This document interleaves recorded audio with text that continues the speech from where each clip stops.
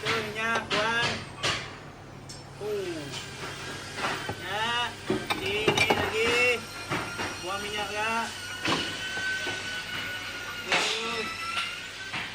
Okey, yang ni dia punya dalam barang cantik lagi tengok. Kalau dia awal-awal servis memang tak ada masalah tengok.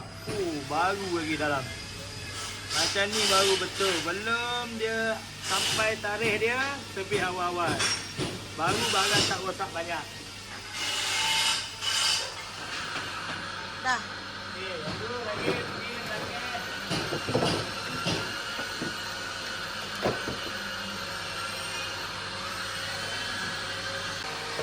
Buka. Nampak ni buang. Oh, nasib baik bang. Yang ni tak pecah. Okey, selalu kalau lama tu pecah. Okey ni. Minyak dia. Ni lagi. Yang dalam. Oh, yang ni pun lagi satu okey. Ni tak pecah. Ni minyak dia.